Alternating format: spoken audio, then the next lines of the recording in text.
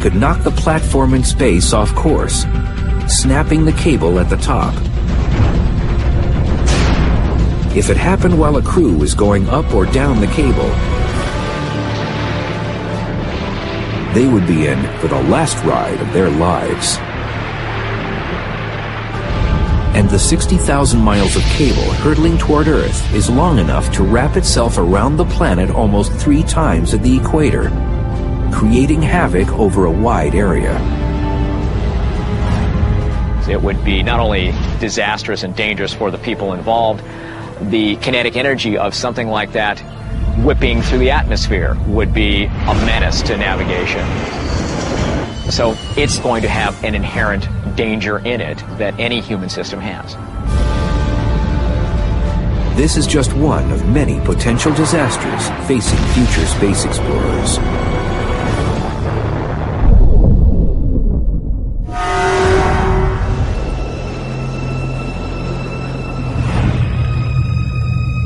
Living in space will also involve grave dangers. Colonies on the Moon or Mars will be faced with threats from all directions, especially above, where sudden spikes of radiation can turn deadly.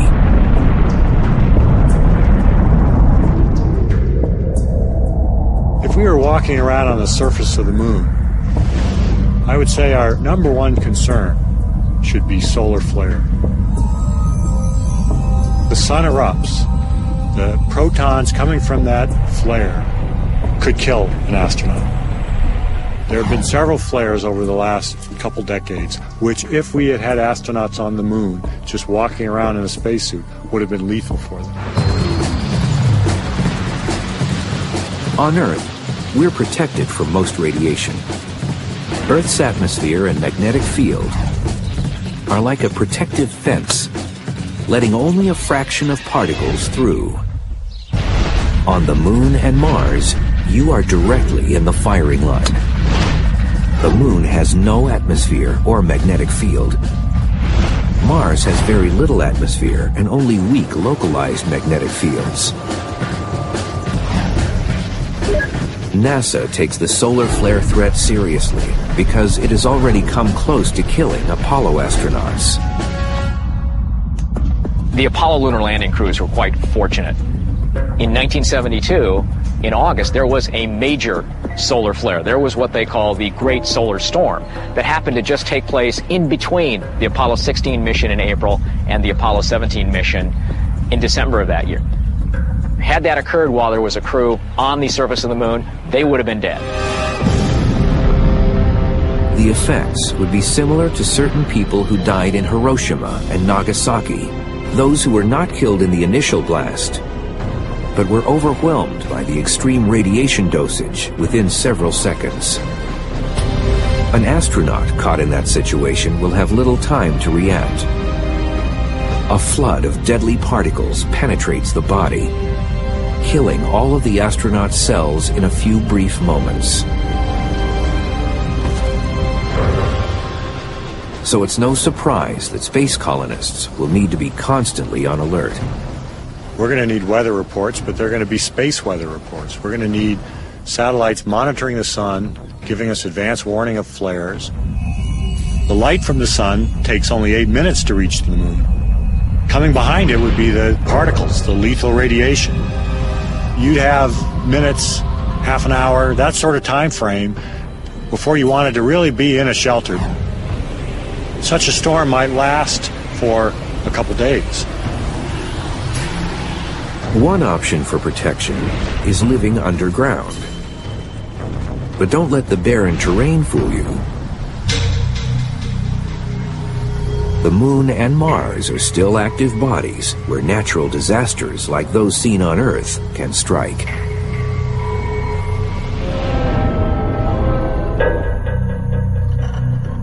I'm here in the Mojave Desert in a cave created by a lava flow underneath 5 or 6 feet of rocks. Well, being underground in a cave may be an option for habitation on the Moon or on Mars. On the surface of the Moon or Mars, there's radiation from the sun, there's cosmic radiation. On Mars, there's dust storms. If we're underground, well, we're safe from those hazards, but we have other hazards. Imagine being in this cave when there's quakes, rocks falling down, crushing us, pinning us. A Moon or Mars quake could also threaten an above-ground colony.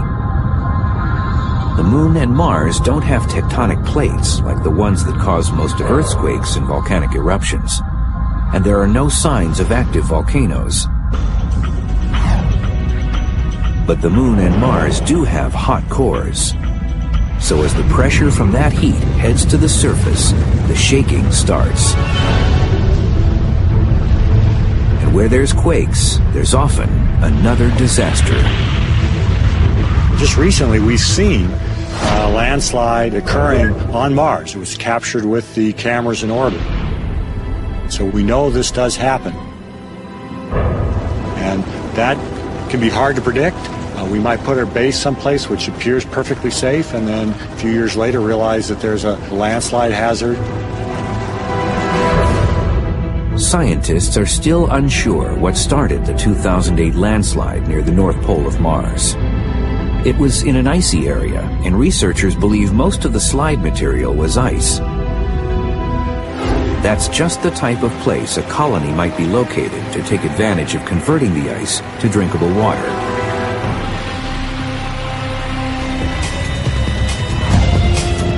Even a distant quake could still trigger a slide near a colony. But what if a hidden fault line is running right under the buildings?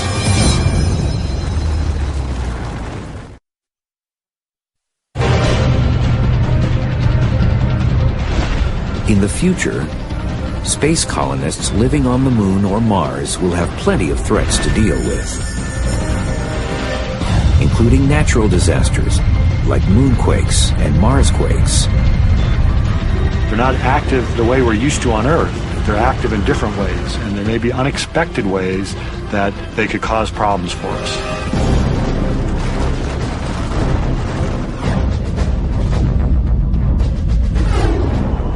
Since our current knowledge of these other worlds has literally only scratched the surface,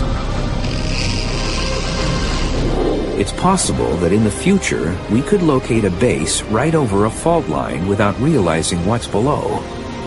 And since weight is always an issue when carrying things into space, the lightweight buildings could be quite vulnerable, especially the outer layer. If anything happens to that protective layer, that's trouble, very rapid trouble, as the gases stream out of the habitat.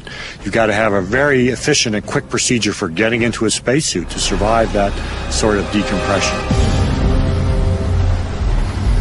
Death would not be instantaneous if oxygen and atmospheric pressure inside the colony are suddenly lost. On Mars, there is a thin atmosphere, although it's not breathable, since it's mostly carbon dioxide. On the Moon, there is only the vacuum of space. But you'd still have a chance, as we've learned from industrial accidents in vacuum chambers on Earth. Exposure for maybe a minute or so is survivable.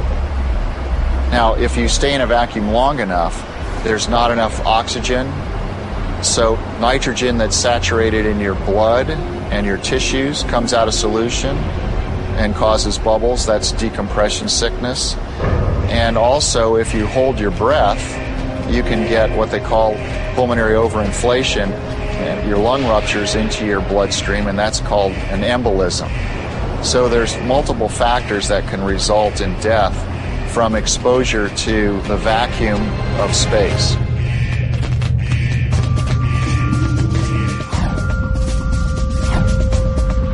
Then there's the temperature extremes.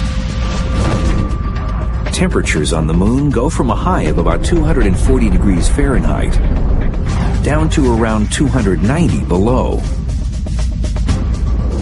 Mars can get just as cold. Although you could get lucky and have a nice 70-degree summer day. But without a breathable atmosphere, going outside without a spacesuit is still a very bad idea. Another Another thing above-ground space colonists will have to be on the lookout for is meteors. The craters on the moon tell the story. It's an easy target.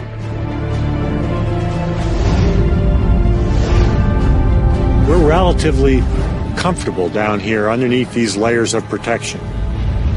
We've got a thick atmosphere which absorbs and burns up meteorites. We go to the moon, nothing. There's no thick atmosphere. We are exposed to everything that space is throwing at us. We go to Mars, there's a thin atmosphere, but it's not anywhere near as good as the Earth's. Again, we're exposed to what's coming in from space.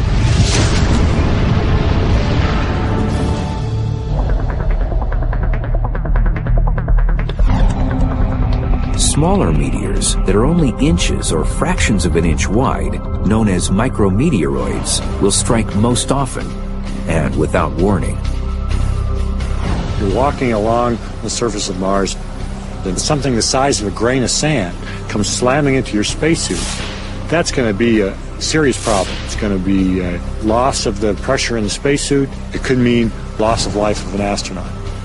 When we have lots of people doing a lot of work on other worlds, eventually that's going to happen. That's the equivalent of a lightning strike, a rare, possibly fatal event. Micrometeoroids could also punch a hole through the wall of a colony building.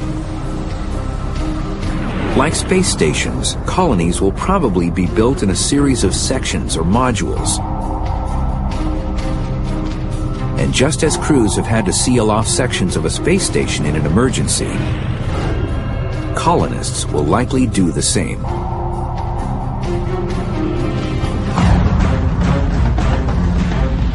Large meteors will hopefully be tracked, so the colonists will know they're coming. But evacuation might not do any good. A nearby strike would still send out a deadly shockwave for miles.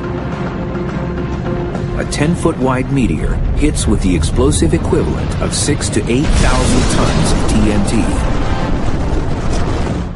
Flying debris could also damage colony buildings beyond repair. And anything approaching a direct hit, there'll be little evidence that the colonists were ever there.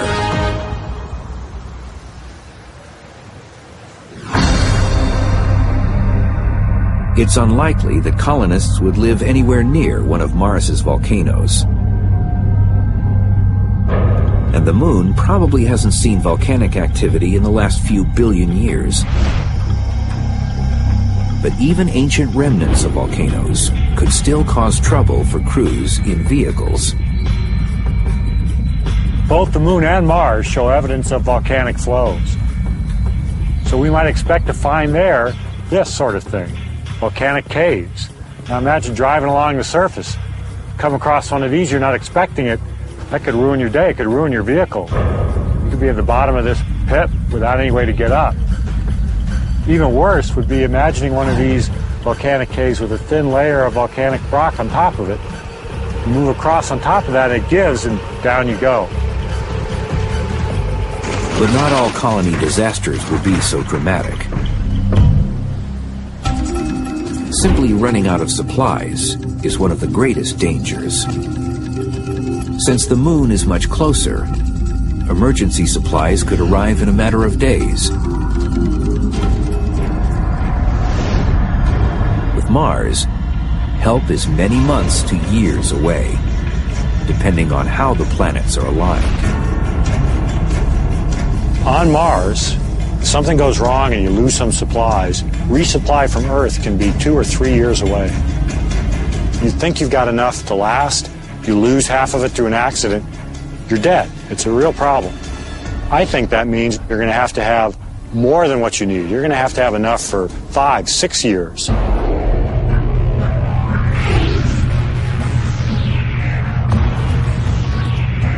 Living in space much closer to home, on space stations and longer shuttle flights, has already taught us a lot about the dangers of space. And fire is space crew enemy number one. The reason fire is such a threat is because spacecraft traditionally have higher levels of oxygen than the atmosphere, certainly in higher concentrations under pressure. They're also filled with electronic equipment. Electronic equipment puts out heat, and often there are sparks and arcs. It's a bad combination.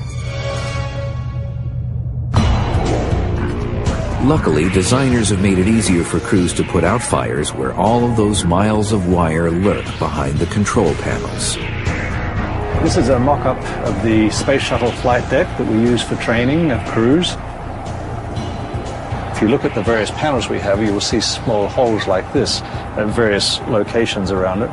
And these are for fire extinguishers, so that if there is a fire behind one of these panels, you can put an extinguisher in there to extinguish the fire. Andrew Thomas knows a thing or two about fires in space. While on the Mir space station in 1998, a fire suddenly broke out. All the smoke was pumped right out into the cabin.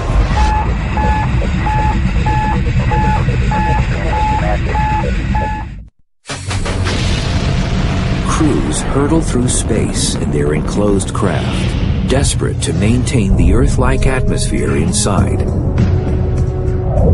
Out here, fire is one of the biggest threats. In 1998, NASA astronaut Andrew Thomas is on board the Mir space station with 2 Russian cosmonauts. Suddenly, a fire breaks out. Ironically, the fire starts while cleaning what's known as an air scrubber, one of the filters designed to remove exhaled carbon dioxide and other toxins from the space crew's environment. All the smoke was pumped right out into the cabin, and so all of a sudden, the cabin in one part of the space station just became thick with a pall of smoke. And of course, all the air handlers then moved all that smoke around the spacecraft, so within about 2 hours, the entire spacecraft was completely filled with smoke. So we had to just wait for the air handlers to scrub all of this contamination out, and that took about 2 days. And we all manifested symptoms of the toxicity of that environment. When there's a lot of carbon monoxide at those levels, you have nausea, a certain amount of confusion, invariably a headache because you're oxygen deprived. It's just a very uncomfortable feeling. The dangers of fire in space go beyond the fact that you can't open a window or call the fire department. Fire actually behaves differently inside a spacecraft in zero gravity. What we are seeing is a candle flame. The bottom one is a candle in normal gravity. And as you can see, the flame moves up because buoyancy pushes the hot gases around the flame up. The top photograph is the same candle, but in the absence of gravity. Columbia Spacecraft Park for the module. A mist burn will be initiated here in about 15 seconds. The hot gases don't move up, and what you have is an spherical flame. There's the flame. So here's the initial light off for combustion module 2. So putting a smoke detector on the ceiling, like we do on Earth, doesn't work in space. Instead, detectors are located next to small suction devices that draw air and any smoke or other toxins toward the detector. To figure out just how dangerous fire is in space, Professor Fernandez-Peyo's team performs experiments in the University of California, Berkeley Combustion Lab and on KC-135 aircraft in short bursts of zero-G. In theory, fires in zero gravity should be less intense because the hot gases don't rise, which means cool air isn't drawn in at the base to keep feeding the flames. But they're finding that the reality inside a spacecraft is more dangerous. Air conditioning systems create small air currents. Those currents bring fresh air, or in this case fuel, to the fire. At the same time, the low airflow and lack of gravity don't remove the heat as quickly as on Earth. The result? This type of fires are hotter and more dangerous than in normal gravity. And fire is likely to become even more of a safety hazard inside the new Ares Orion spacecraft being designed to replace the shuttle. What they've decided to do was to reduce the pressure and increase the oxygen. And by doing this, they reduce the preparation time that it takes for the astronauts to go from the vehicle to outside of the vehicle. So what we're doing is we're testing materials at that proposed environment.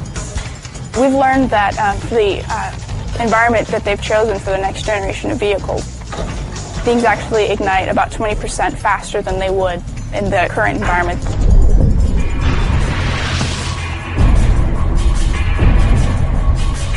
The combination of high oxygen content and low airflow means just about anything can catch fire, even metal. In a worst-case future scenario, a space station crew is unable to quickly extinguish a fire. It grows too fast to seal off in a separate module. Even if they put on emergency oxygen masks, the heat of the flames will likely kill them. And if they're somehow able to survive the flames, the filtering system is completely overloaded. They are left to die in a toxic stew from smoke inhalation. The best chance of survival with an out-of-control fire is to abandon ship and return in a re-entry capsule if one is available. That was the key to the survival of the crew of Apollo 13. April 11th, 1970, the three-man crew launches into space. 2 days later, on their way to the moon, an oxygen tank suddenly explodes. The explosion causes a substantial loss of oxygen and damages the service module's electrical system. The crew is forced to live in the cramped lunar capsule. Apollo 13 is the classic case of the failure that doesn't kill you. It happened at the right time. It happened when they were on their way to the moon, so they could use the lunar module as a lifeboat and get back to Earth. Had the same problem occurred after the lunar landing, when Lovell, Swigert, and Hayes were on their way back to Earth, there would have been nothing they could do. They would have been dead.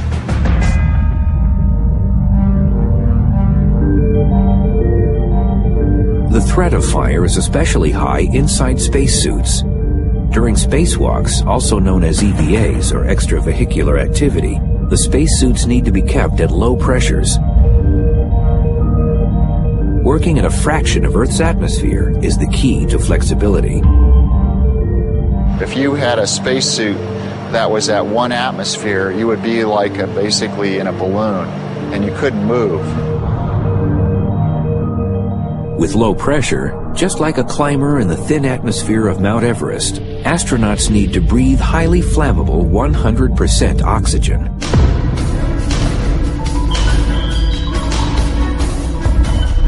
This is an arm from the spacesuit. It was burned up in a fire in 1980 at Johnson Space Center. Just doing some checkout tests, pressurizing the system with the 2 different oxygen sources. And when this fire occurred, it was, quite a shock. People were standing nearby it, and someone was supposed to be in the suit the next day for a manned test, and it could have been a fatal fire. Even as it is, this suit is worth, at the time, $3.1 million. And it also took NASA $20 million to recover from this fire in terms of redesigning the suit. Extravehicular activity is dangerous for many other reasons as well. In fact, the world's first spacewalk almost ended in disaster. Alexei Leonov did the first spacewalk that any human did in 1965. But in the rush to accomplish that space spectacular and thereby beat the Americans, the Soviets took some shortcuts on the safety of the cosmonaut. And so he blew up like the Michelin Man. The suit became rigid. It couldn't handle the pressure differences between the breathable atmosphere inside and the vacuum of space. The problem is you've got a spacecraft in the Soyuz capsule that he was flying that's very small, and the hatch for it is even smaller. Ultimately, his response was to let a little bit of the air out and just deflate the thing enough so that he could crawl back in through the hatch. But he will tell you that to this day, that he wasn't sure he'd be able to make it. An astronaut having, like Leonov, to let the pressure out in order to be able to maneuver in it is in the same situation as a diver ascending from deep water too quickly. Nitrogen bubbles will form in your bloodstream and not only be painful, they'll kill you. And during EVAs, a simple thing such as an unsecured tether or a misfiring emergency thruster can also spell disaster. Being outside of a spacecraft on a spacewalk is the most dangerous thing an astronaut in orbit can do. One false move can be deadly, especially if that false move takes you away from the spacecraft.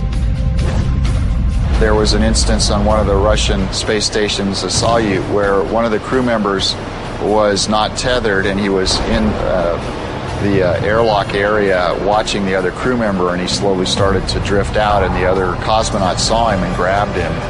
An untethered person in space without appropriate propulsion system to get back would be very, very serious. I mean, basically, you're lost at sea.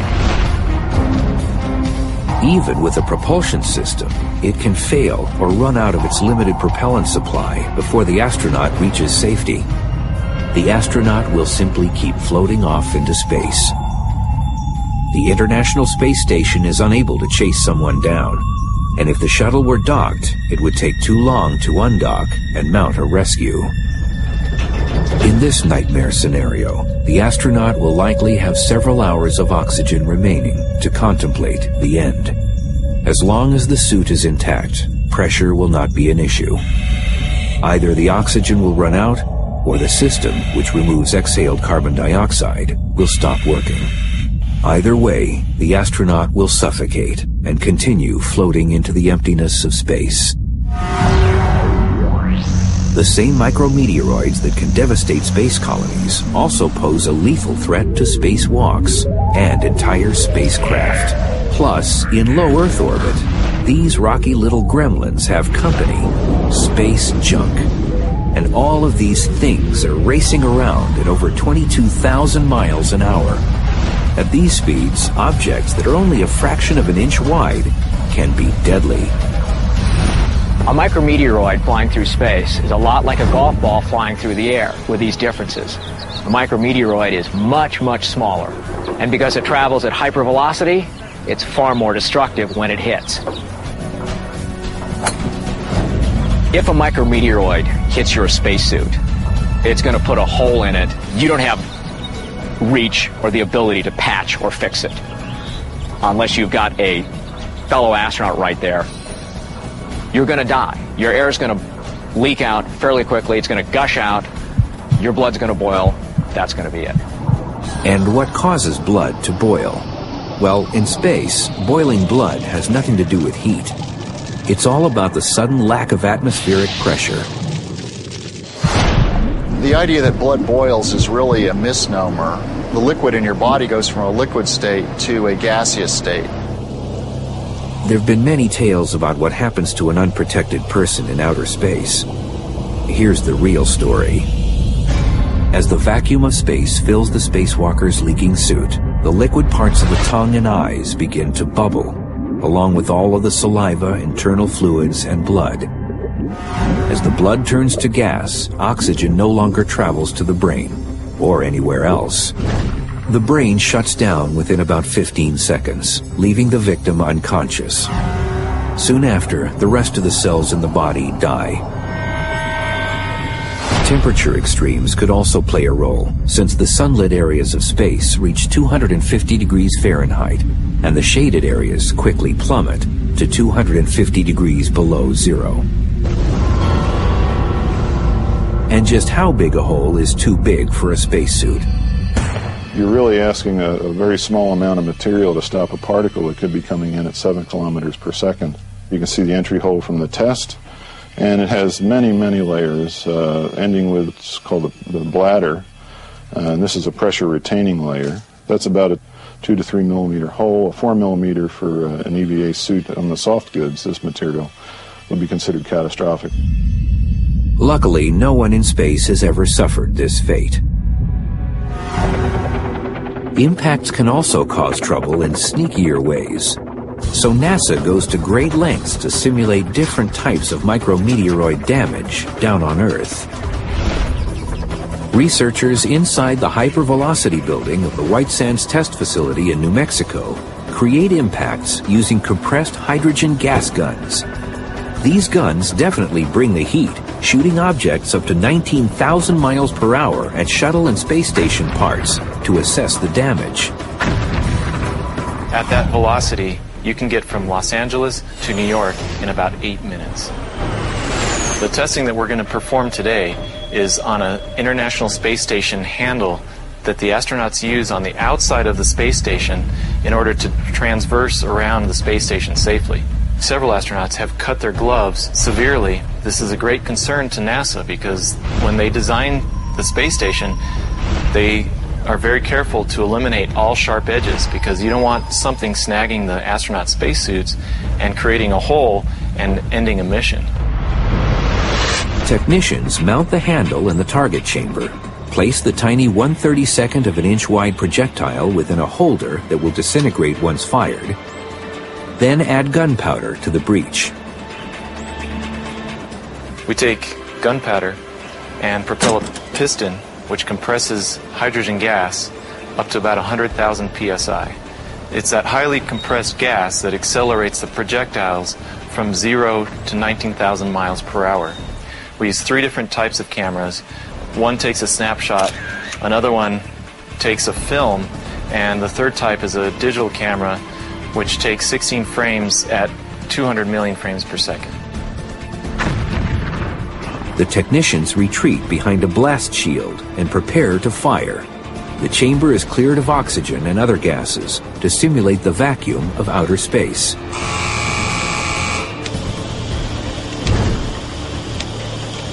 Now, the moment of truth. How much damage did this simulated micrometeoroid cause? Even though it is a small impact, there's enough of a lip with enough structure so that an astronaut could catch their glove on such a lip and cause a tear in their glove.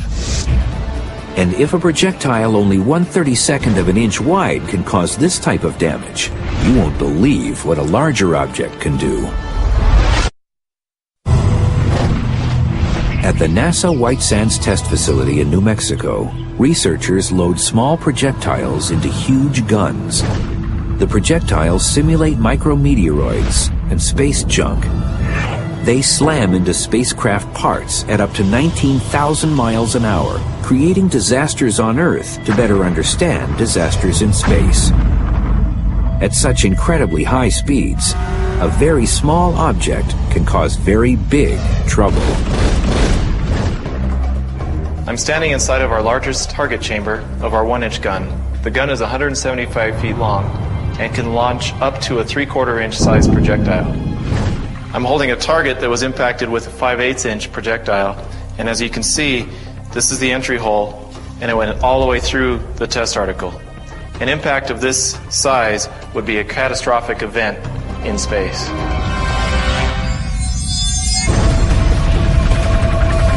The only hope the International Space Station crew would have for survival is to put on emergency breathing masks and head to the re-entry capsule. An object less than an inch wide would have forced them to abandon this multi-billion-dollar facility. That type of scenario is the reason why crews are constantly adding extra layers of protection to the outside of the space station. For another type of space collision, we have only ourselves to blame. In 1997, a Russian cosmonaut had trouble guiding an unmanned cargo craft to its docking point with the Mir space station.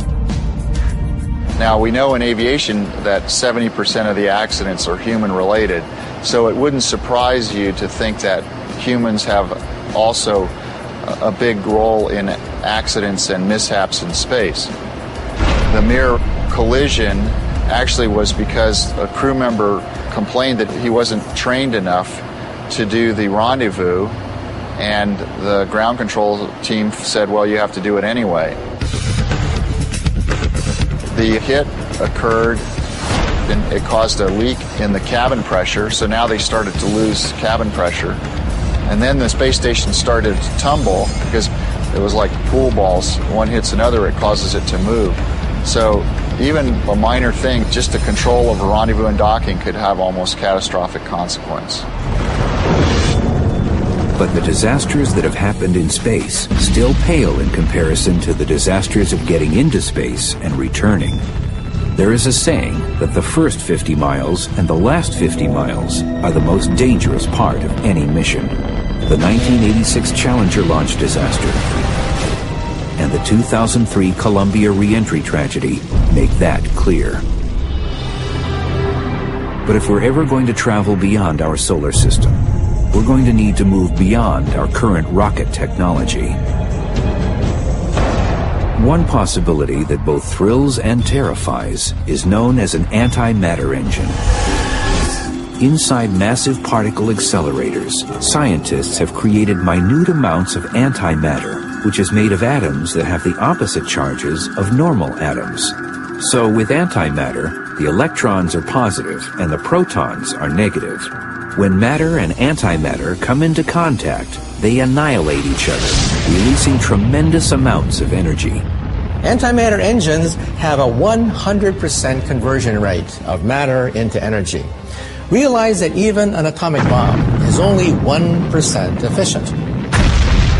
Only 1% of the mass of an atomic bomb is converted to energy. In an antimatter engine, we're talking about nearly 100% of the mass converted into energy. It is, for the next century, the propulsion system of choice. But there's a problem.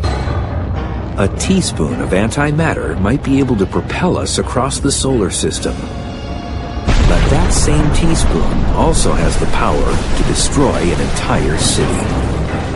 And once a spacecraft is out in deep space, simple accidents can suddenly tip the balance from life to death. As we venture to Mars and beyond, with journeys lasting years at a time, the chances of becoming stranded in space will become much greater. For example, on a flight to Mars, what if a micrometeoroid punches an oxygen tank? What if you just are simply running out of breathable air? There is nothing you can do. You can die graciously is what you can do, however long it takes.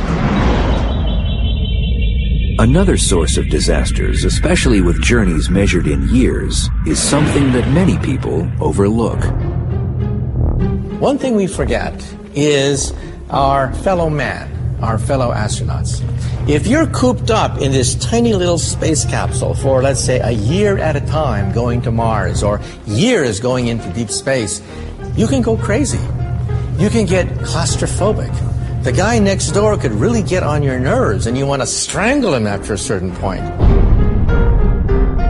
Although the incidents aren't highly publicized, crew members have had problems getting along in the past with dangerous results.